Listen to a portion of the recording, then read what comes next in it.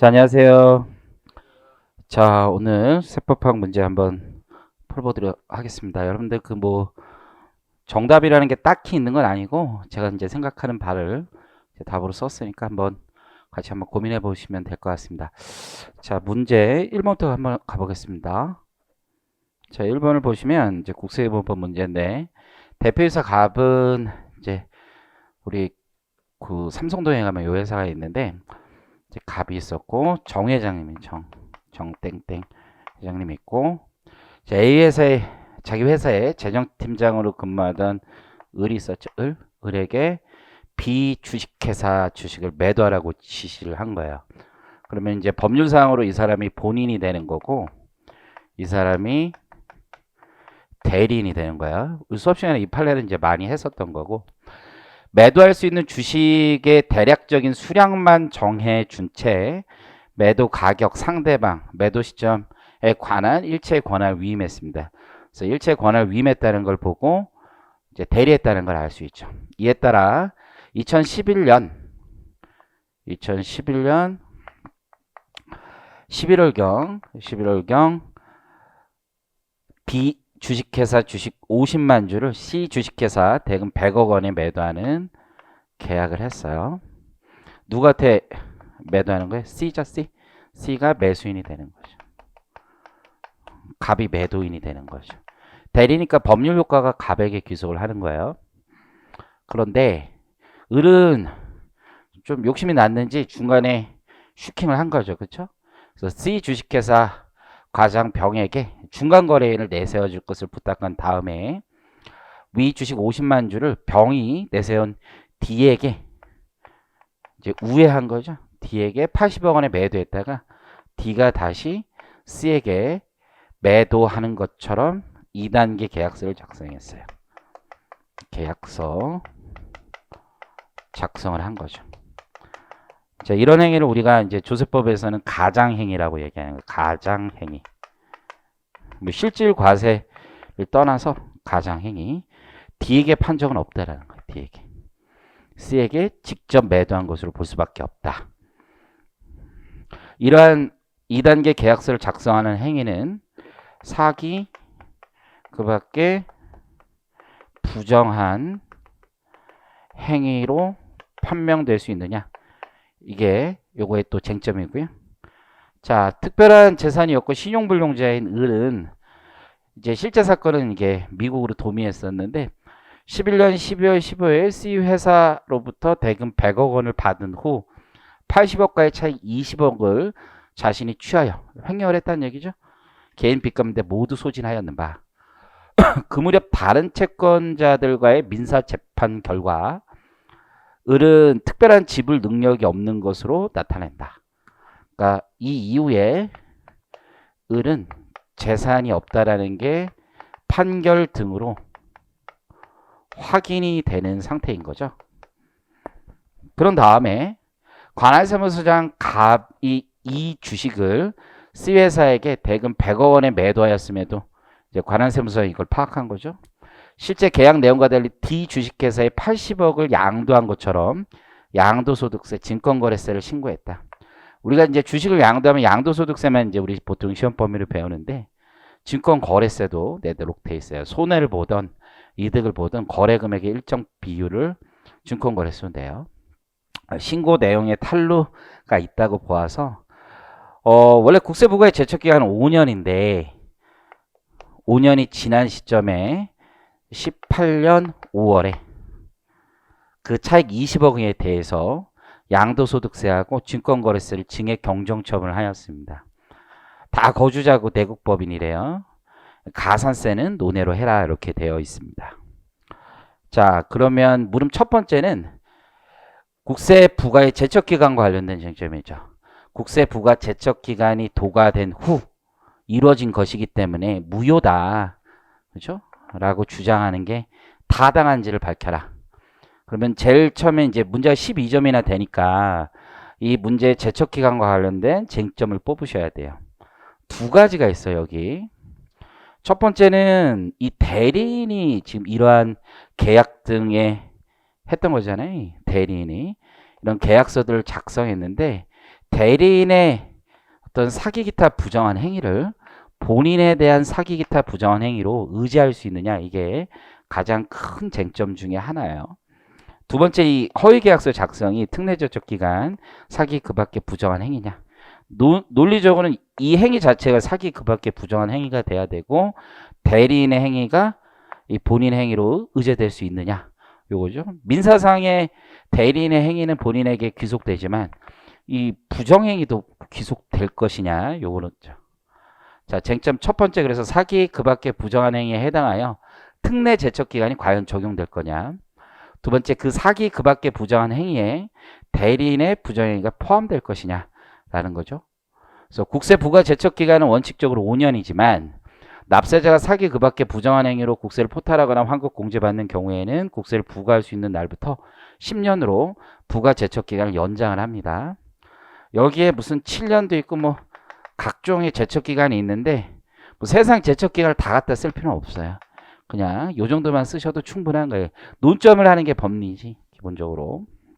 원칙과 지금 여기에 적용되는 예외만 적용하시면 돼요. 자, 그 다음에 사기 그 밖에 부정한 행위의 법률상의 적용 요건이 뭐냐라는 걸 쓰셔야 되겠죠. 그래서 조세 포탈 의도를 가지고 그 수단으로서 조세의 부과 징수를 불능 또는 현저하게 곤란하게 하는 위계 그 밖에 기타 부정한 적극적 행위, 판례에서 밝히고 있는 적극적 행위가 있어야 되고, 그 다음에 조세 부과를 어렵게 하는 것 사이에 인과관계가 있는 경우에는 사기 그 밖에 부정한 행위에 해당합니다. 여러분들이 이제 외우고 있는 이중지향부의 작성, 거짓 문서 작성 등을 또 다 쓸 필요도 없어요. 왜? 이거 유형에 불과한 거야, 유형. 이중지향부를 작성했다라고 해서 무조건 사기 그 밖에 부정한 행위도 아니에요. 그래서 이건 유형에 불과하다. 그렇죠? 그래서 이게 제일 중요한 거예요. 저 이제 모의고사 같은 거 할 때도 요거를 위주로 쓰지, 유형은 따로 써봐라 라고 하지 않는 이상은 이걸 다 나라별로 깔 필요도 없어요. 개인적인 생각이에요. 그 다음에 이제 결국은 대리인의 부정행위에 대한 법리가 있어야죠. 그래서 저희 책에 보면 요 판례 번호하고 요 대리인의 부정행위 제척기간, 사기 그 밖에 제척기간의 판례 번호 똑같은 게 있다고. 요거 그대로 내가 원래 복붙하는 거 별로 안 좋아하는데 복붙으로 그냥 갖다 붙인 거, 책에 있는 거. 그래서 납세자의 본인의 부정행위뿐만 아니라 납세 의무자 스스로 관련 업무의 처리를 위탁함으로써 그 행위 영역의 확장의 이익을 얻게 되는 납세 의무자의 대리인이나 이행 보조자 등의 부정한 행위도 다른 특별한 사정이 없는 한 사기 기타 부정한 행위에 포함된다고 되어 있는 거죠. 그래서 책을 열심히 보시면 돼요, 책을. 자, 결국 이제 마지막 지금의 법리들을 조합해서 이 사안의 결론을 내보면, 대리인이 일단 거짓 계약서를 작성했죠. 그리고 가장 행위를 했죠. 그렇죠?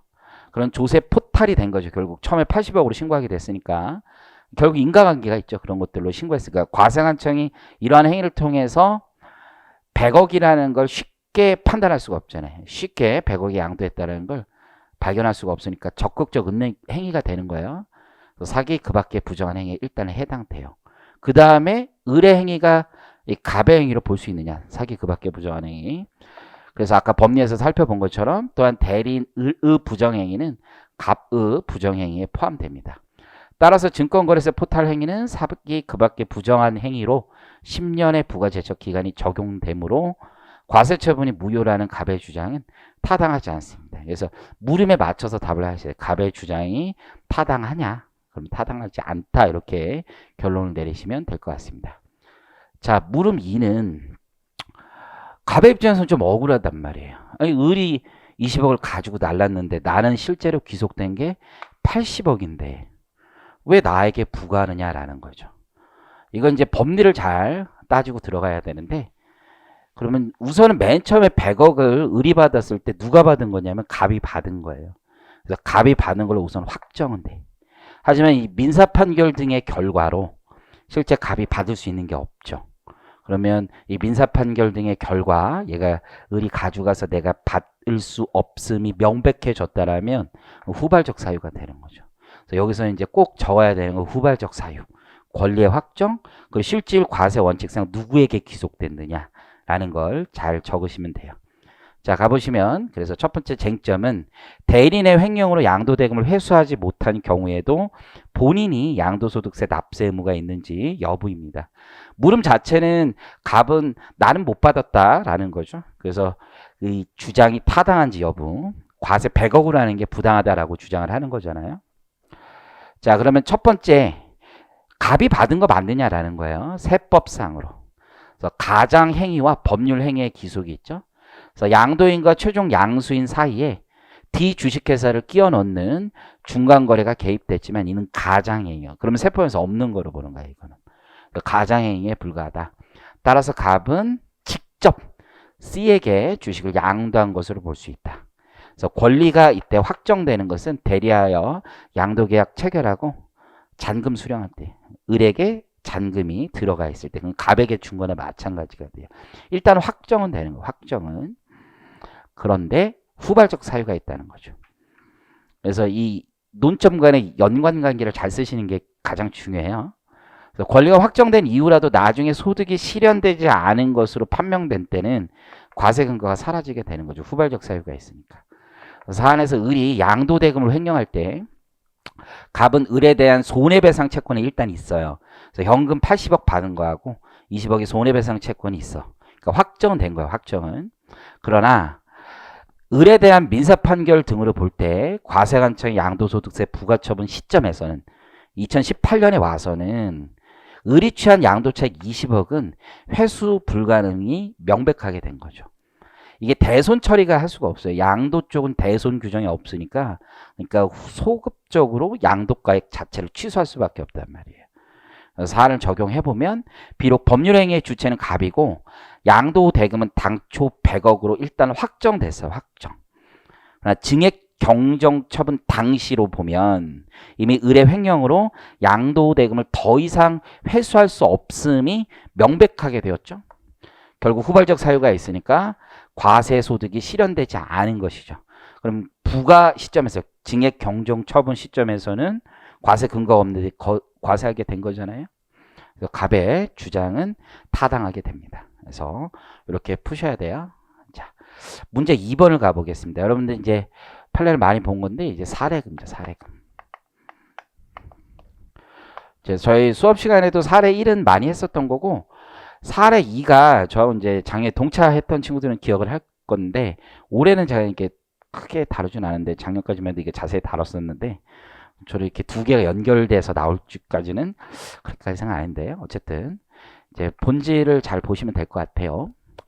갑은 A 주식회사에서 뭐 오빠라지 사건은 이거 유명한 거니까 근무했었고 그 다음에 13년부터 14년 6월까지 최대주주 거주자 을에 대한 구속수사 및 형사재판이 진행되는 동안 친분관계에 있어 여러 가지 일들을 봐줬다는 얘기죠. 옥바라지 대가를 받은 거죠. 도맡아서 수행을 했는데 집행유예 판결에 따라 석방된 이후에 양수받기로 했는데 그 대가를 지급하지 않자 민사소송을 거쳐서 70억이라는 거액을 받게 된 거죠. 70억이나 되는 어마어마한 돈을 받게 된 거죠. 그죠? 근데 이제 을은 갑으로부터 받은 위금원을 일시적 용역 대가로 얘기한 거예요. 일시적 용역 대가라고 주장을 한 거예요. 그래서 사례 1은 포인트가 뭐냐면 사례금이냐 일시적 용역 대가냐 이게 이제 포인트가 될 것 같고 관할세무서장은 사례금으로 봐서 종합소득세 경정 처분을 한 거죠. 사례 2번을 보면 봉제, 완구, 제조, 판매에 관한 동업을 한 거예요. 그리고 여러분 이게 개인 사업은 아니에요. 법인을 설립하여 영입했어요. 사례 2를 보면. 그런데 이제 서로 마음이 안 맞았던 것도 있고 뭐 여러 가지 이유로 동업을 청산하기로 한 거예요. 동업 청산. 그래서 지금 병과 정은 야 우리 같이 하지 말자. 동업 청산. 그럼 이 동업의 관계가 보통 어떻게 되어 있냐면 법인의 지분들이 있겠죠. 법인의 각자 지분이 있을 거예요. 각자 지분. 그 서로 뭐 정리하자 뭐 이런 것들이잖아요. 그래서 병과 정은 동업관계 청산에 있어서 서로 이해관계가 대립하는 당사자 지위에서 각자의 지분에 상응하는 몫을 정하기로 합의에 이르렀는 바. 이에 따라 병이 정으로부터 청산 대가로 15억 원을 받은 거예요. 15억 원. 그래서 지급받되 병은 홍콩 관련 고객들의 진행 제품에 대한 어떤 디자인권, 산업재산권 같은 게 있는 거죠. 원본 패턴과 견본을. 정은 나머지 고객들, 서로 이제 리전을 나눈 거죠. 지역을. 그래서 내가 홍콩 쪽, 그쵸. 나머지 네가. 그래서 원본 패턴을 각각 소지하고 일방이 갖고 있는 원본 패턴에 대해서는 복사본 요구할 수 없고 15억의 지급이 완료되는 때 공유 의무 각자 그때까지는 공유하되 각자 나중에 정리하자. 이렇게 했던 거죠. 그러면 사례 2는 포인트가 뭐냐면 이 대가를 받았는데 이 대가를 받았는데 과세관청이 어떻게 처분했냐면 전액 사례금이다. 이렇게 처분한 거예요. 이렇게. 그렇죠? 그러면 얘 포인트는 이따 보면 알겠지만 소득 구분이 뭐냐 이거 소득 구분. 소득 구분. 왜 소득을 구분해야 돼요? 소득 금액의 구분에 따라서 소득 금액이 달라질 수 있죠. 소득 구분에 따라. 이제 요게 포인트고 그럼 가볼게요. 법조문을 한번 이해할 필요가 있는데 기타 소득은 이자 배당 사업 근로 연금 퇴직 양도 외의 소득으로서 다음 각 호에서 규정하는 소득으로 한다라고 돼 있고 7호에 가보면 각종 권리의 양도로 인한 대가가 있어요. 기타 소득이라는 게 기타의 소득이 아니라 기타 소득이잖아요. 법에 열거된 것만 과세하고 각 소득의 종류별로 기타 소득에 열거된 거 종류별로 과세 방법이 조금씩 다르잖아요. 그래서 이런 권리의 양도는 필요경비가 의제 필요경비 같은 게 인정이 되는 항목이고 15호에 가보면 소위 말하는 지금 이런 게 있어요. 일시적 우발적 문예 창작 소득 같은 게 있고 15호. 그리고 16호에 가보면 재산권에 관한 알선 수수료 17호에 사례금 있고 9호에 가보면 뭐가 있냐면 인적 용역이 있는데 인적 용역의 이 조문이 굉장히 중요하다고 말씀드렸는데 15호부터 앞에 있었던 그 사례금 있잖아요. 여기 17호가 여기 있잖아요. 15호부터 17호까지 규정을 적용받으면 제외한다라고 돼 있어요. 인적 용역. 그러면 얘는 대가를 받으면 인적 용역 대가와 사례금은 all or nothing이에요. 얘 아니면 무조건 얘인 거야. 이해하시겠어요? 왜냐면 대가 안에 이따 보면 알겠지만 사례금도 어떤 용역 제공에 대한 대가의 성격 분명히 있는데 얘 아니면 얘로 무조건 가는 거야. 법조문에 따라서 둘 중에 하나로만. 근데 이 동업관계를 청산하면 지금까지 누가 야 네가 이거 정신적으로 좀 잘해줬지 않냐, 네가 많이 기여한 바가 있으니까 내가 준다라고 하면 그 사례금 성격이 있는데 이 안에 권리에 대한 대가의 성격이 있다라면 그건 좀 다른 문제란 말이에요. 그러면 여기서의 포인트는 뭐냐면 둘 중 하나만 있는 게 아니라 둘 다 있을 수 있다는 거예요. 그 권리의 양도에 대한 대가도 있고 사례금으로 구분이 되는데 과세관청 구분하지 않고 everything 전부 다 사례금으로 과세했으니까 그 자체가 잘못됐다는 거예요. 이해하셨어요? 그래서 기타 소득의 사례금 조항 자체에 있어서 이 사례금과 인적 용역은 둘 중 하나로만 구분이 되는 거고, 그죠? 나머지 일반적인 사례금이 섞여 있는 건 권리 양도에 대한 대가나 다른 사례금과 구분이 될 수 있다는 거예요. 그게 제가 보기엔 이 문제의 물음이게 가장 중요한 포인트예요.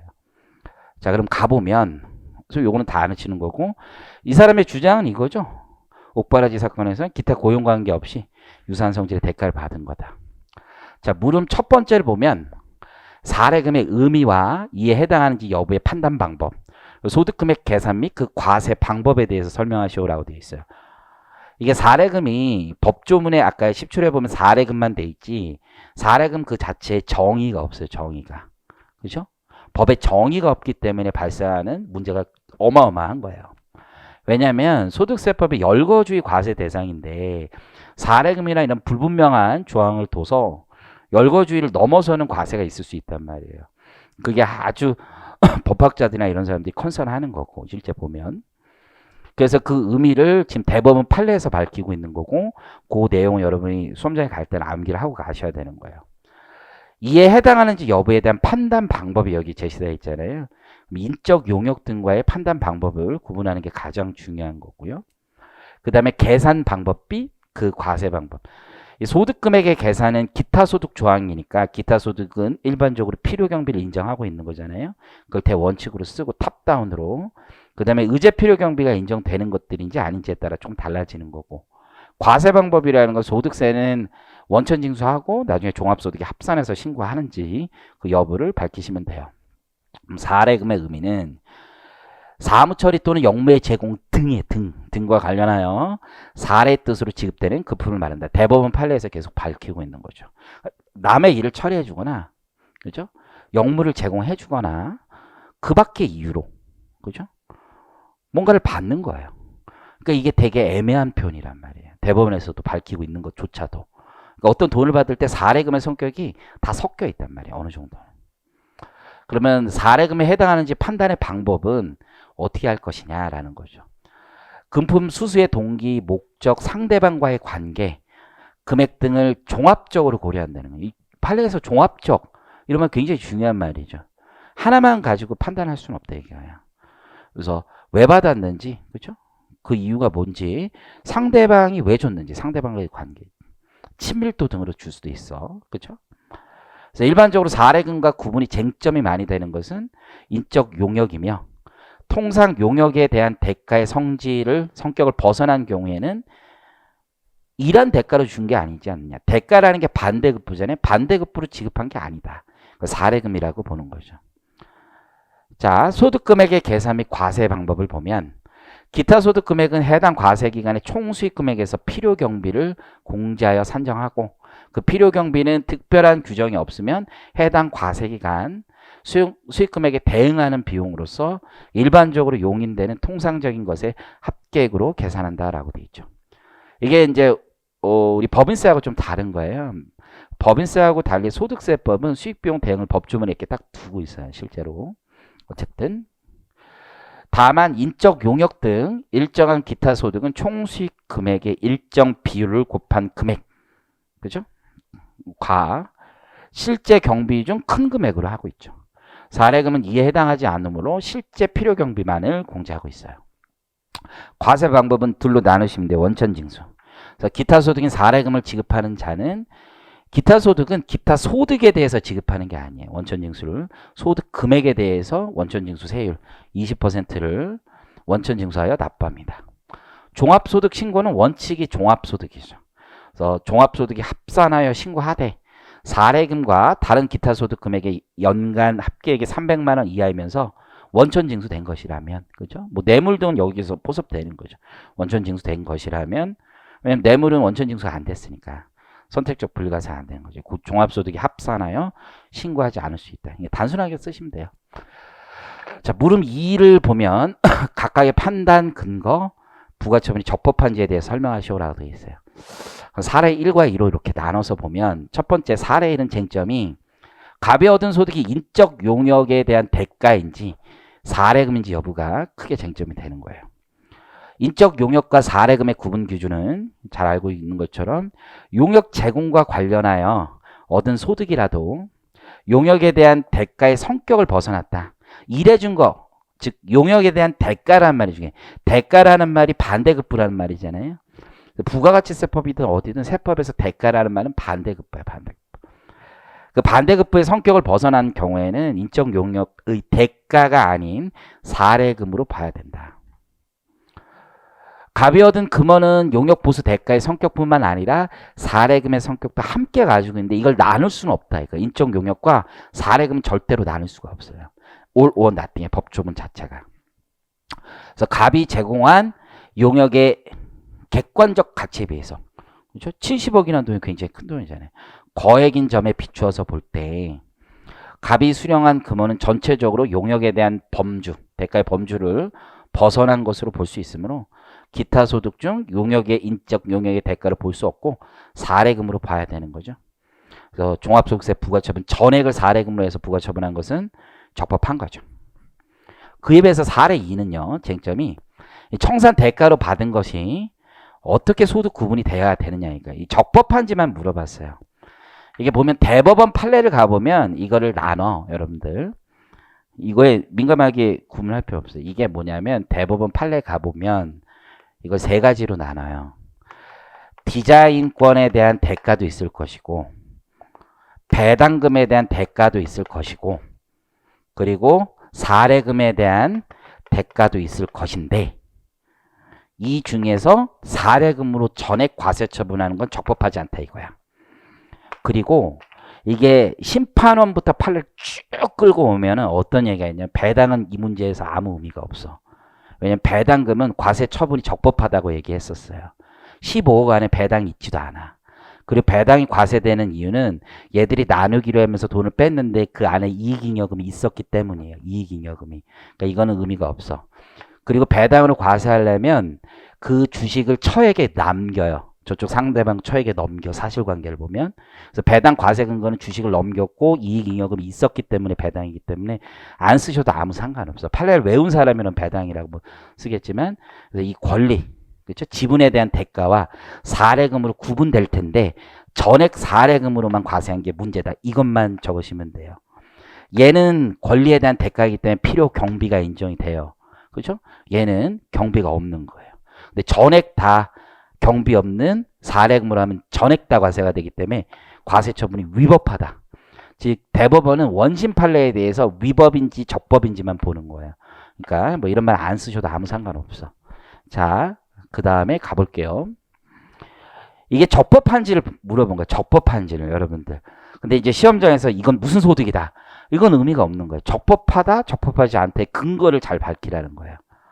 그래서 소득의 구분이라는 거죠. 그럼 소득세 배우면 맨 처음 배우는 게 뭐예요? 소득 구분이 중요하다 이거잖아요. 그에 따라 과세 방법도 다르고 적용 세율도 다르고 그렇죠? 경비 처리 방식도 다 다른 거고 모든 게 다 다르단 말이에요. 그럼 청산의 대가로 병이 수령한 금원은 다음과 같이 구분이 된다. 크게 보면 동업관계 정리하면서 동업에 사용된 여러 재산의 분배에 대해 합의했으니까 지분 상당에 해당하는 재산 및 권리의 양도가 다 포함되어 있을 거고, 그리고 위로금 성격도 있겠죠. 너 이제 떠나니까 네가 더 고생 많이 했을게 내가 줄게 뭐 이럴 수도 있잖아요. 근데 과세관청은 청산 대가에 권리의 양도 대가가 포함되어 있으므로 그 소득을 사례금과 다른 소득으로 구분했어야 되는데 적어도 계약 등을 통해서 전부 사례금으로 간주해서 부과처분을 했다. 이에 필요경비 적용 등의 잘못이 있고 그 결과 소득금액을 과다하게 산정해서 증액경정 처분을 하게 된 거죠.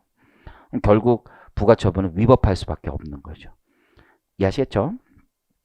자, 문제 3번 가보겠습니다. 3번. 법인세법 문제죠. 법인세법.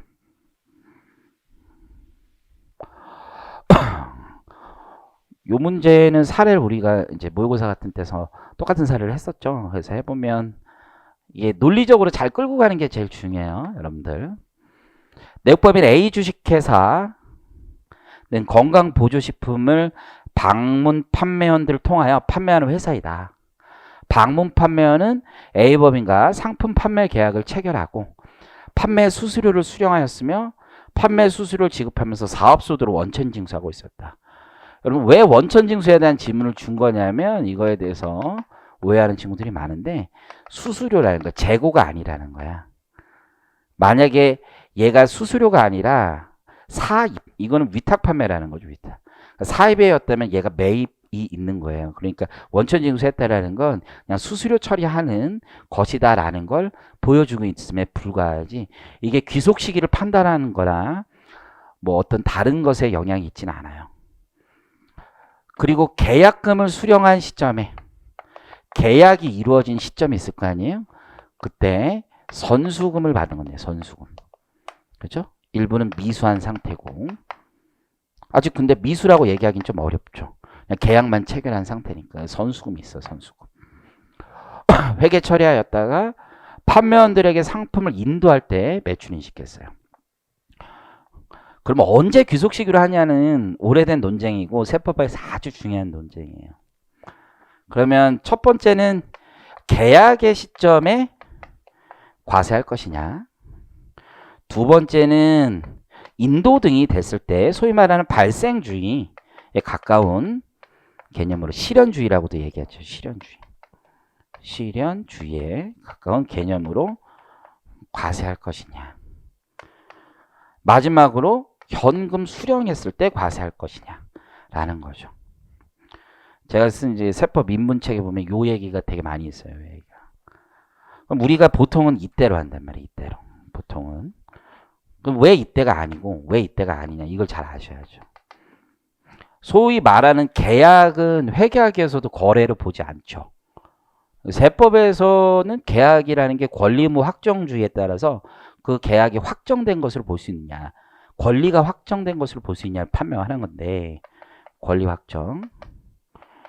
권리 확정이라는 건 법률적 청구권이 있는 걸 얘기하는 거. 법률적 청구권. 그 청구권 행사에 장애가 없는 상태를 얘기한다고요.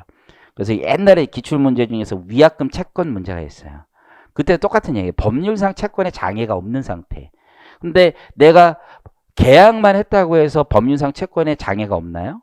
물건을 줘야지 내 채권을 행사할 수 있는 거잖아요. 그러니까 계약만 가지고는 권리 확정이 됐다고 얘기할 수 없어요. 인도된 때는 권리 확정이 됐다고 볼만한 거죠. 충분히. 근데 보통 사람의 생각은 현금 받을 때 나 돈 벌었다라고 생각을 한단 말이에요.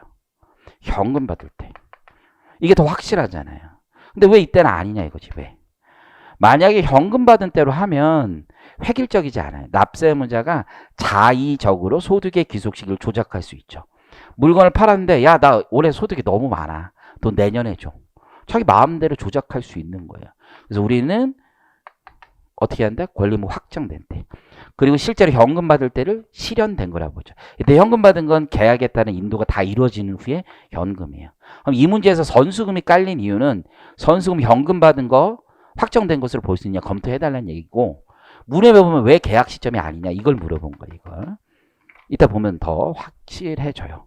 그래서 인도할 때 매출로 인식하고 있고, A법인은 판매원들로부터 계약금만 수령하고 아직 상품의 인도가 이루어지지 않은 상태에서 판매원들에게 계약금을 기준으로 매월 판매 수수료를 지급하고 손배로 계산했다. 물음 2죠. 수익비용 대응과 관련된 내용을 묻는 거예요. 그래서 회계 처리에 대한 예시까지 다 준 거죠. 그리고 사례 쭉쭉쭉, 요건 여러분 말말 본 거니까 장기 할부 뭐 이런 거 따지지도 말라는 거고. 그래서 매입했을 때는 상품 처리하고, 판매했을 때, 계약했을 때 선수금 받은 게 있죠. 16년에. 그리고 판매 수수료. 계약했을 때 판매 수수료는 비용 다 처리한 거잖아요. 17년에는 회계 처리가 17년 인도한 때 입금 잡고, 그렇죠? 그리고 매출 원가도 그때 상품에 관련된 건 잡은 거죠. 자, 물음 1번을 보면 모르겠어요. 사람마다 해석이 좀 다를 수는 있지만 물음을 쫙 보면 1과 2를 항상 연결해서 좀 보시는 게 필요한데, A법인은 위 회계 처리에서 보는 바와 같이 상품 판매 가격 100만 원을 판매 계약 시점이 16년이 아니라, 계약 시점이 아니라 판매한 상품의 인도 시점에 매출 계정을 사용하여 수익으로 인식했다. 저 많은 회계 처리 중에 일단은 물음이는 입금에 대한 것만 얘기하고 있는 거예요. 그래서 법인세법상 입금의 귀속 시기에 관한 제원칙을 설명하고, 저 제자가 여러 원칙이야. 여러 원칙. 원칙을 설명하고, 위와 같은 회계 처리, 즉 입금과 관련된 이 매출, 요 회계 처리와 관련해서 판매 수수료는 물음 2를 보면 있단 말이에요. 17년에 과세표준 확정 신고를 위한 세무조정이 필요한지 여부에 대해서 논하죠. 세무조정이 필요한지 말지만 얘기하면 되는 거예요. 자, 그럼 가보면, 자, 입금의 귀속 시기가 먼저 뭔지 밝히고, 그 입금의 귀속 시기는 권리의무 확정주의를 원칙으로 하는 거잖아요. 그럼 이 권리의무 확정주의에 대해서 지금 조세법 책들을 보면 이것만 100페이지를 만약 기준으로 보면 대여섯 페이지 이상씩 다루고 있는 거야. 이게 어마어마하게 다루는 거고, 이 내용들을 어마어마하게 다루고, 왜 계약 시점이 아닌지, 왜 인도 시점인지, 왜 현금 수령 시점이 아닌지, 미국 세법은 어떻고, 일본 세법은 어떻고, 우리나라 세법은 어떻고, 이거 어마어마하게 다룬단 말이야. 어마어마하게. 그래서 이를 권리의무 확정주의라고 하고 권리 확정주의라고도 하는데, 우리 자 보면 입금 법인세법에 따르면 법인의 각서면과 입금과 송금의 귀속 사업연도는 그 입금이 소위 말하는 혹은 송금이 확정된 날이 속하는 사업연도를 해요. 아까 사업소득은 대응이란 말을 쓰고 있지만 법인세법은 대응이란 말을 원래 안 쓰고 있어요. 그래서 되게 특이한 조문을 가지고 있어. 권리의무 확정주의라고 하고, 입금은 이 중에서 권리 확정주의에 따르고 있는 거고. 그러면 권리 확정주의가 도대체 뭐냐라는 걸 설명을 할 수 있어야지 이 중에 인도 시점이 귀속식이라는 걸 밝힐 수 있는 거예요. 이게 굉장히 중요한 거죠. 굉장히. 그래서 입금이 확정되었다고 하기 위해서는 소득의 원인이 되는 권리가 실현 가능성이 있어서 상당히 높은 정도로 성숙되어야 하고, 단지 성립한 것에 불과한 단계에서는 입금이 확정되었다라고 할 수 없다. 계약 등의 단계에서는 얘기할 수가 없다. 이거 법률상 장애가 없는 채권이 있어야 된다는 얘기예요. 또한 실현 가능성이 상당히 높은 정도로 성숙되었는지를 일률적으로 말할 수 없고, 구체적인 성질과 내용 및 법률상 사실상 여러 사정을 종합적으로 고려해야 된다는 거예요. 이해하시겠습니까? 이게 기본적인 룰이라고 생각하시면 돼요. 권리무 확정주의에 대한 거. 하나로 판단이 안 된다는 거예요. 그런데 이렇게 해놓으면은 사람들은 언제 매출 잡아야 되고 용역의 수익식을 잡아야 되는지 모르잖아요. 그래서 우리 법인세법 시행령에 보면 나와 있다고요. 시행령에. 그래서 확정의 시기를 확정이라는 개념에만 두면 획일적이지 못하단 말이에요. 그래서 법인세법 시행령에서는 입금의 기속 시기를 예시하고 있는 거예요. 이게 열거주의가 아니에요, 여러분. 예시야, 예시. 자산의 인도 시점을 하겠다는 거 다 예시야, 예시. 그래서 여러분들 요 근래 판례에서 뭐 근로소득이나 이런 것도요, 근로를 제공한 때가 아니라 나중에 돈 받은 때로 보는 경우도 되게 많고 그래요. 소득세법 똑같거든요. 다 기본적인 게 권리무 확정주의는 법에 있는 거고, 나머지는 다 시행령에 있는 거기 때문에 시행령과 올바르지 않아, 확정이 진짜 의미되지 않으면 원칙으로 다시 돌아간단 말이에요. 그렇죠? 그래서 자산의 판매는 인도한 날, 용역의 제공은 진행 기준을 입금 귀속 시기로 한다, 이렇게 돼 있죠. 세상 모든 뭐 그걸 다 적을 필요는 없다며. 이 권리의 확정 보면은 재원칙이라고 해서 우리가 또 쓸 게 없으니까 뭐 그냥 그런 분들도 있겠죠. 자산의 판매 시기, 판매에 대한 건 다 적는 거지. 뭐 시용 판매는 어떻고, 할부 판매는 어떻고, 싸그리 다 적고, 용역은 진행 기준이고, 이자는 언제고, 배당은 언제고, 다 적을 수 있지만 그걸 물어보는 게 아니라 원칙을 물어보고 있다. 원칙, 룰 기본. 기업에게 기준의 관행과 적용이죠. 이거 여러분 제가 써드리는 건데 이건 안 써도 상관없다고 생각합니다. 얘는 보통 교과서에 보잖아요. 그러면 손익 기속 시기가 법조문에 보면은 같은 장에 돼 있지만 일반적인 조사법 교과서는 기업에게 기준의 관행과 적용 저 뒤로 뺍니다. 그리고 얘는 과연 법이 우선하는 것인가, 회계가 우선하는 것인가, 그걸 기준으로 많이 다루는 문제지 손익의 기속 시기만 가지고 다루는 문제는 크게 아니라고 보아요. 일반적으로는. 그래서 이게 보충적으로 적용된다. 뭐 그런 얘기가 있는 거죠. 세무조정의 이제 필요성은 세 가지로 나눠서 해야 돼요. 물음 자체가 다시 한번 읽어보면 물음 자체가 계약 시점이냐 인도 시점이냐 이 두 개를 물어봤어요. 계약 시점에 돈도 받았고, 그러면 저 같으면 이렇게 쓰겠어요. 계약 시점은 아니다라는 거죠. 세무조정 권리의 확정 소득의 근거가 되는 권리가 법률상 장애가 없게 된 때를 말해요. 따라서 계약을 체결한 것만 가지고는 내가 받을 돈이 확정됐다라고 볼 수 없어요. 그렇죠? 입금의 귀속시가 도래했다고 볼 수 없다. 대가를 그 당시에 일부 수령했잖아요. 선수금의 명목으로. 그러면 판매 시점에 판매 대가의 일부를 먼저 수령했다고 해서 그 수령한 일부만이라도 입금의 귀속 시기로 할 수 있느냐? 그렇지 않다 이거예요. 왜요? 대가 수령 여부에 따라 입금의 귀속 시기를 판단하면 납세자가 자의적으로 손익의 귀속 시기를 지 마음대로 정할 수가 있기 때문이죠. 두 개가 깔렸다고 봐요. 그러면 마지막으로 세무조정이 필요한지 여부. 그러면 인도 시기가 될 수밖에 없는 거잖아요. 확정된 때가. 인도 시기에 수익을 인식했기 때문에 수익 인식 시기와 입금의 귀속 시기는 일치하죠. 그러니까 별도의 세무조정은 필요하지 않아요. 2017년을 물어본 게 아니라 2017년 입금에 대한 세무조정이 필요하냐, 저는 이렇게 해석을 했습니다. 수수료는 어차피 뒤에서 물어본 거고, 물음 2는 이렇게 돼 있죠. 수수료에 대한 회계 처리에서 보는 바와 같이 판매 수수료에 대해서는 인도 시점이 아니라 판매 수수료 지급 시점에 손비를 인식한 거죠. 먼저 돈을 줬는데 그때 손비로 인식을 했죠. 그럼 송금 기속 시기에 대한 여러 원칙을 설명을 하고, 이와 관련하여 같은 회계 처리에 대하여 16년 법인세 과세표준 확정 신고를 위한 도대체 세무조정이 필요한지를 설명해봐라. 그렇죠? 만약에 이게 제 원칙이라는 거에 저는 좀 방점을 두는데, 물론 출제 교수의 의도가 뭔지는 제가 어떻게 알겠어요. 그분만 알겠지. 근데 이런 표현 자체가 시행령 규정이라면 규정을 설명하고 이렇게 하지 원칙을 설명하고 이렇게 표현하지 않을 거라고 생각을 해요. 제 개인적으로는. 송금의 기속식이 있죠. 그래서 권리의무 확정주의를 송금 측면에서 보면 의무 확정주의입니다. 이건 뭐냐면 권리 확정주의의 주체를 달리해서 판단하면 되는 거예요. 그래서 누군가의 입금은 누군가의 송금이 되는 게 일반적이죠. 근데 그걸 단정할 수 없는 게 이게 있어요. 여기 보시는 것처럼 의무가 확정됐더라도 내가 지급 의무, 채무가 확정됐더라도 수익 비용 대응 원칙이라는 게 있는 거죠. 그래서 직접 비용과 간접 비용으로 나눠서 그 귀속 시기를 정할 수밖에 없는 거예요. 그래서 그 결과 의무 확정주의 이외에 수익 비용 대응의 원칙을 병행하여 함께 판단해야 돼요. 조세법 책들을 보면 어떤 분들은 수익 비용 대응 원칙이 의무 확정주의에 앞선다라고 표현하는 분도 있고 어떤 분들은 병행해야 된다라고 표현한 분들도 있는데 제가 보기엔 그냥 말장난에 불과해요. 둘을 같이 볼 수밖에 없어요. 같이. 하나만 볼 수는 없죠. 순서의 문제가 누구냐 그걸 굳이 따질 필요도 없다고 봅니다. 자, 수익 비용 대응을 보면 직접 대응과 기간 대응이 있는 거예요. 근데 광고 선전비 같은 거 있죠. 광고 선전비. 실무에서 어떻게 하냐면 예를 들어서 이런 거예요. 누구 아주 유명한 연예인한테 1억을 줬어요.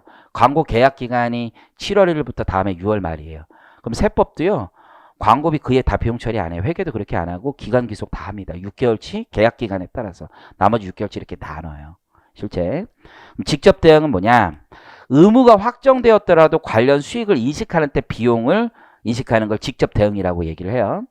이는 수익에 직접 대응하는 채무는 의무 확정 당시에 자산 처리하고 일단 곧바로 비용 처리하는 게 아니라 의무 확정 당시에 자산 처리하고 줘야 될 의무 확정 당시에 해당 입금을 인식하는 때 송금에 산입해요. 입금과 대응이 되는 거죠. 간접 대응, 기간 대응이라고 해요. 간접 대응. 이거 곧바로 송금 처리하는 거죠. 근데 늘 그런 것도 아니야. 이게 기간 대응이기 때문에 곧바로라는 의미가 3년치라면 3년에 안 보나요? 이렇게 할 수도 있는 거예요. 그렇죠? 세무 조정이 필요한지 여부. 이 문제는 배점이 조금 그래요. 이게 앞단에 쓸 말이 많고 뒷단은 조금 적거든요. 그냥 15, 15 그냥 나눈 것 같아요. 판매원들로부터 수령한 계약금은 인도된 때 매출을 인식하죠. 그렇죠?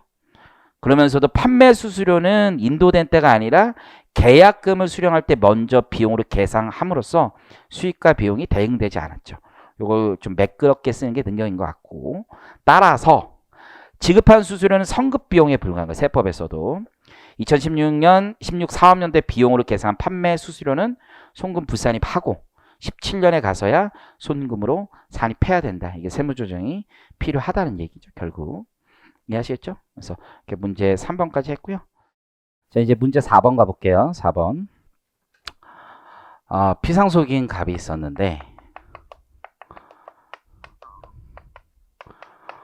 그래서 사례 이제 문제 1, 2, 3번은 이래요. 1번은 판례가 있는 거고 2번도 판례가 있는 거고 3번은 판례가 없는데 모든 조세법 책에서 공통적으로 다루고 있는 내용이에요. 기본적으로. 4번은 판례도 없고 뭐 관련 해석 사례도 없고 순수하게 조문만 가지고 판단을 해야 되는 거죠. 조문만 가지고. 이견이 서로 좀 있을 수 있어요. 그래서 상속인 갑은 2018년 2월 1일 유언 없이 사망을 했습니다. 사망. 상속 개시가 된 거죠. 당시 유일한 재산으로는 다른 재산이 없다라는 얘기죠. 토지만 있었어요. 토지만. 한 필지가 있고 피상속인 갑의 공동상속인이 있는 거죠. 이날 사망했는데 자, 갑의 상속인으로는 그의 처인 을 거주자가 있고 그의 아들인 거주자 병과 그의 딸인 거주자 정이 있습니다. 그래서 이제 만약에 법정 상속을 한다라면 1.5, 1 이렇게 가져가겠죠. 병은 당시 영위하던 사업의 부도로 채무 초과 상태에 있었던 바 상속을 받아봐야 병은 다 뺏기겠죠. 다 뺏기겠죠. 그래서 강제 집행 당할 우려가 있어서 상속세 신고 기한이 있을 거 아니에요. 6개월 이내에. 신고하지 않았어요. 상속인들은 신고도 안 했죠. 이후 병의 채권 자무가 뭘 한 거예요? 채권자 대위권을 행사했어요. 채권자 대위권이라는 건 얘가 상속 지분이 있으니까, 법정 지분이 있으니까 자기 재산으로 상속 등기를 하면 강제 집행을 이 사람들이 할 수 있을 거 아니에요. 근데 그걸 안 하고 있으니까. 그래서 채권자 대위권으로 행사해서 법정 상속 지분대로 소유권 이전 등기가 일어났어요. 소유권 이전 등기. 그리고 위 토지에 대해서 원인은 상속을 원인으로 했었던 거죠. 그러자 공동상속인 을들은 야 이거 뺏길 바에 엄마가 그냥 다 가져가는 게 좋지 않겠느냐 해서 을을 단독 상속인으로 한 거죠. 그럼 결과적으로 저 병과 정은 상속 포기자가 되는 거죠. 상속을 포기한 자가 되는 거고, 그래서 병의 상속 처분에 대해서 압류하기 전에 협의 분할로 경정 등기를 한 거죠. 경정 등기를 한 거죠. 협의 분할로.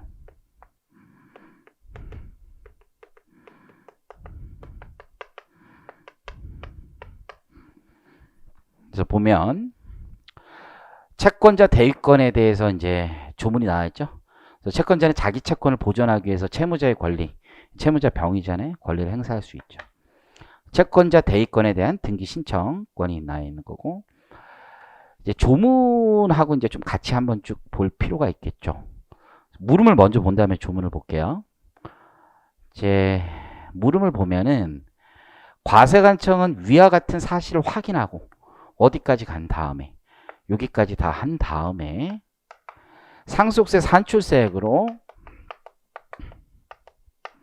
7천만 원을 정한 다음에 공동상속인 을, 병, 정인 각자의 상속세 납세무 한번 계산하고 을, 병, 정 각자 얼마씩 내야 되느냐, 그리고 연대 납세 의무에 대해서 계산해라. 연대 납세 의무에 대해서 이야기해봐라 라고 얘기를 하는 거죠.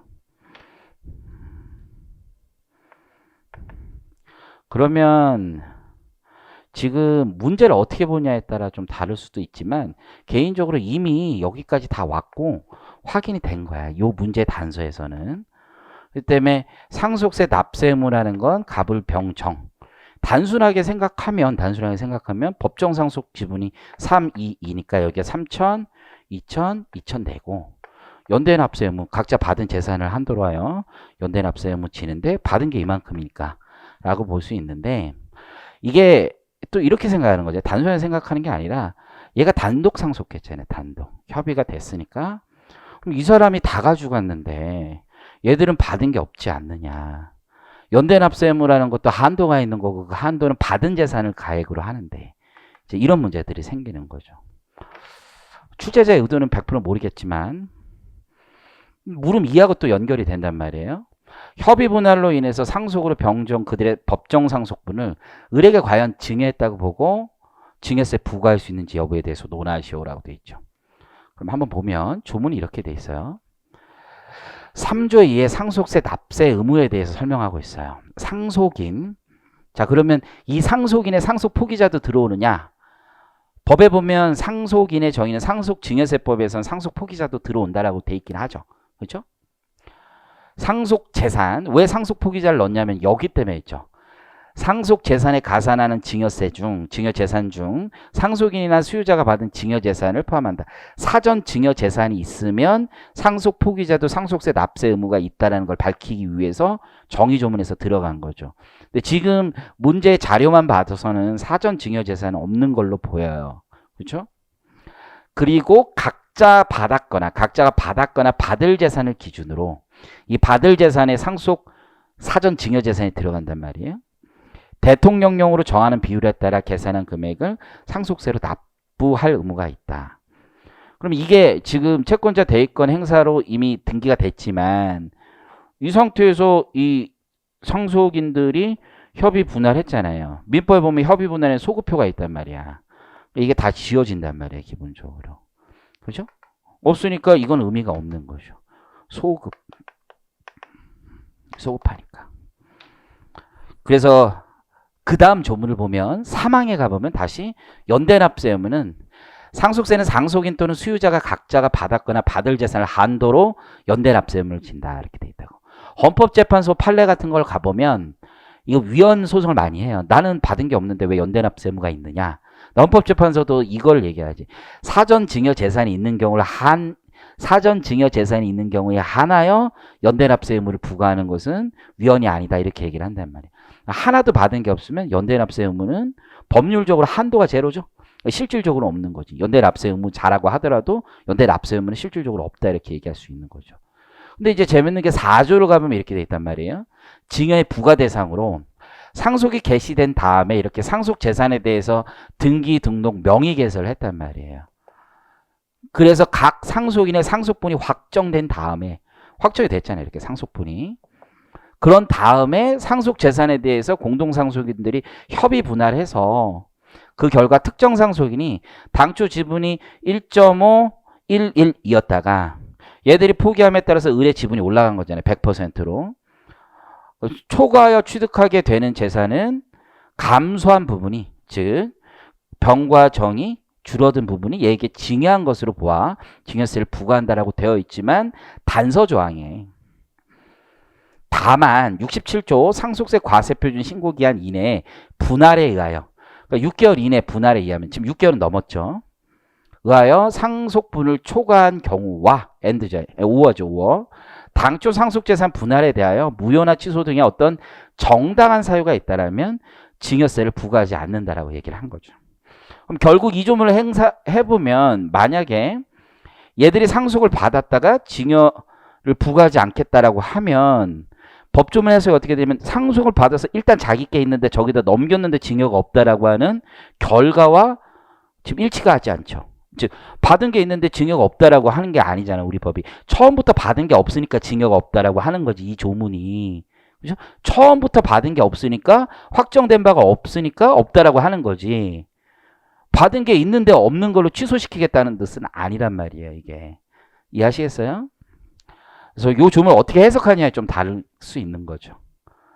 그래서 여기 보면 그 정당한 사유의 요 2호의 채권자 대의권 행사에 의하여 공동상속인 간의 법정 지분대로 등기한 재산, 상속재산을 상속 협의 분할에 의해서 재분할을 했다, 다시 분할을 했다라고 하면 처음부터 이대로 간 거라고 봐야 되겠죠. 그래서 물음 1을 만약에 이렇게 쓰면 진짜 쓸말이 별로 없어요. 사실 3천, 2천, 2천. 그죠? 3천, 2천, 2천 쓰고 연대납세 의무 있다. 그러면 단순 조항을 물어본 게 되니까. 물론 그렇게 물어봤을 수도 있겠지만 이러면 앞에 뒤에 있는 내용들이랑 이게 왁구가 안 맞는단 말이야. 전반적으로. 물론 또 이렇게 해석할 수도 있죠. 아니 그러면 은행은 가만히 있겠느냐. 얘네들 이 병의 채권자는 이게 사행위가 되기 때문에 왜냐면 이거 재산 빼돌리려고 한 거잖아요. 그러면 이혼이나 상속의 경우에 이런 문제가 있다. 이혼에도 재산 분할을 한 게 재산 분할을 한 게 재산을 빼돌리려고 한 거면 증여로 보겠다라는 게 기본적인 입장이고 상속의 경우에서도 얘가 채권을 빼돌리기 위해서 재산 이제 상속 협의 분할 저렇게 법정 지분대로 안 했다면 특별한 사정이 없다라면 얘한테 다시 돌아와야 되겠지. 하지만 그거는 얘가 뭘 해야 돼? 병이 다시 소송을 해서 확인을 받아야 되는 거죠. 경정 등기까지 됐다는 건 법원에서 지금 등기소에서 이걸 인정 안 하고 그냥 이대로 가줬다는 얘기잖아요. 그래서 제 생각에는 무슨 출제 의도가 뭔지는 모르겠지만 이게 어떻게 보면 또 물음 1을 나누고 그 다음에 다시 증여가 아닌 걸로 보겠다라는 취지는 그렇게 생각하시는 분들은 이 단서 조항의 의미가 상속으로 다 받은 건데 증여세를 다시 줄 때 면제 주겠다 이런 의미로 해석하시는 것 같은데 면제가 아니라 원래부터 그걸로 받은 걸 보겠다는 거예요. 원래부터. 이걸 저 단소장을 면제해 주는 거다 이렇게 보는 게 아니라 처음부터 저대로 상속받은 것으로 인정해 주겠다는 의미로 해석해야지 앞뒤가 맞지 않느냐라고 봅니다. 그래서 물음 1과 2를 그러면 왜 물음 1을 먼저 내고 물음 2를 나중에 냈냐 그렇게 생각해 볼 수도 있지만 그게 완전 틀린 얘기라고 뭐 단언할 수는 없지만 적어도 그런 취지에서 보면 그렇고 출제자의 의도가 무엇이든 간에 정답은 이거예요. 정답은. 출제자의 의도가 뭐 저렇게 달리 생각했을지라도 현재 상태에서는 부과를 못하죠. 현재 상태에서는. 이게 다시 병의 채권자들이 다시 등기하지 않는 이상은 부과할 수가 없다라고 생각을 합니다. 자, 그러면 쟁점 물음 1번부터 가보면 상속 재산을 분할하여 단독 상속인 거죠. 결국 단독 상속한 경우 납세 의무와 연대 납세 의무의 범위. 상속세 납세 의무는 각자가 받았거나 받을 재산을 기준으로 계산한 상속인별 납세 의무 납부 의무 비율에 따라 상속세 납세할 의무가 있죠. 그러면 두 번째 쟁점에서 우리가 써줘야 되는 게 그 다음이 상속 포기자가 납세 의무자가 되느냐라는 거죠. 상속 포기자인 병과 정은 상속증여세법상 상속인에는 포함되죠. 정의에 따라. 하지만 사전증여 재산이 없는 한, 저는 이게 더 중요하다고 봐요. 사전증여 재산이 없는 한 협의분할 최종 결과 실제로 받은 상속 재산이 없다. 지금 현재 상속세 납세 의무 자체가 없다. 연대 납세 의무, 상속세는 상속인 또는 수유자가 각자 받았거나 받을 재산을 한도로 하여 연대 납세 의무를 집니다. 근데 사전 증여가 지금 명확하게 없잖아요. 그렇죠? 따라서 상속 포기자인 병과 정은 연대 납세 의무자, 법률상으로만 보면 해당하지만 그 한도가 0이므로 실질적인 납세 의무자는 아니겠죠. 납세 의무가 있다고 보기는 어렵겠죠. 그래서 결어로 실제로 받은 재산을 기준으로 상속세를 안 분하여야 하므로 병을만 7천만 원의 상속세를 납부하고 나머지 자들은 연대 납세 의무 역시 없다. 이렇게 하는 게 이 사례만 가지고 봤을 때는 답이 되는 건 분명해요. 그건 이 사례만. 이거를 이 사람이 취소시킬 수 있다. 이렇게 전제를 해서 다시 돌아가는 거는 세상 모든 게 다 인과관계죠. 당군 할아버지는 다 우리 아버지. 뭐 이런 거랑 똑같은 게 아닌가 생각이 드는데 어쨌든 간에 제 생각이 이렇고 그렇다고 뭐 연대 납세 의무가 있다고 해서 이게 빵점이냐? 그건 또 아닐 거라고 봐요. 왜냐하면 이게 이 연대 납세 의무의 취지 자체를 어떻게 해석하냐에 약간의 차이가 있을 뿐이지. 그렇죠? 3천, 2천, 2천 쓰고 연대 납세 의무 있다는 건 기본적으로 받은 만큼 내는 거다라는 걸 전제로 해서 나온 거고 받은 만큼에 인정되는 거냐, 받은 만큼을 소급해서 인정할 것이냐 말 것이냐 그 다음 문제니까. 그래서 그렇게 생각을 합니다. 참고로 저는 이 문제에서 가산세를 언급하는 게 더 맞다고 보는데 그냥 굳이 하지는 않았어요. 왜냐하면 이게 상속세 신고를 안 했잖아요. 그렇죠? 그 자체가 정당한 사유가 있느냐 보면 아니라고 보거든요. 그래서 그 세 개의 가산세를 언급하는 것도 하셨으면 더 배점이 좋지 않을까라고 생각을 해요. 그래서 양으로 봤을 때 가산세가 과연 있었느냐 없었느냐 잘 몰라가지고 이 정도만 썼습니다. 문제 물음 2번에서 보면 요거는 뭐 명확한 거죠. 그래서 법정 상속 비율대로 등기된 재산을 무효 또는 취소 등의 정당한 사유로 인하여 상속 재산을 분할한 경우 증여세를 부과할 수 있는지 여부. 요건 논점을 잘 스텝 바이 스텝으로 가는 거죠. 그래서 원칙은 당초 지분보다 증가했다면 증여지만 정당한 사유가 있으면 증여를 볼 수 없다. 이거죠. 그래서 여기 보면 상속분 확정이 먼저 된 다음에 분할. 상속 개시 후 상속 재산에 대하여 등기 등으로 각 상속인의 상속분이 확정된 후 그 상속 재산에 대하여 공동 상속인이 협의 분할한 결과 특정 상속인이 당초 상속분을 초과하여 취득하게 되는 재산은 그 분할에 의하여 상속분이 감소한 상속인으로부터 증여받은 것으로 보아 증여세를 부과한다. 원칙을 쓰시고 그러나 예외가 있는 거죠. 정당한 사유가 있다라면 아니죠. 두 가지로 크게 나눠볼 수 있죠. 그래서 첫 번째 정당한 사유 여부에 관계없이 상속 재산 상속세 신고 기한 안에는 몇 번을 하던 다 인정해 주겠다는 거죠. 그건 마지막 걸 확정으로 보겠다는 뜻이죠. 마지막에 상속세 신고 직전에 마지막 직전에 몇 번을 하던 그 경우를 마지막으로 보겠다는 거고 이거는 신고 기한 이후라도 재분할된 게 그게 확정된 거로 보겠다는 거죠. 확정을 취소한다는 의미지. 그래서 당초 상속재산 분할에 대하여 무효 또는 취소 등 정당한 사유가 있는 경우에는 증여세를 부과하지 아니한다. 이때 채권자 대의권 행사에 의하여 공동상속인들의 법정상속 지분대로 등기된 상속재산을 상속인 사이의 협의 분할을 통하여 재분할하는 경우 정당한 사유가 있는 것으로 본다라는 거죠. 그래서 사안에 적용을 해보면 경정 등기까지 다 맞춰진 이상 분할의 소급표로 인하여 채권자 대의권 행사로 인한 등기는 상속분을 확정하는 분할로 보기는 어려운 거죠. 그래서 확정된 이후에 다시 넘어가는 건 아닌 거죠. 따라서 상속재산은 소급하여 을에게 단독 상속되고 병과 정의 법정 상속분이 확정된 후 다시 을에게 증여했다고 볼 수 없다. 그래서 과세관청은 증여세를 부과할 수 없다라는 게 논거가 되겠죠.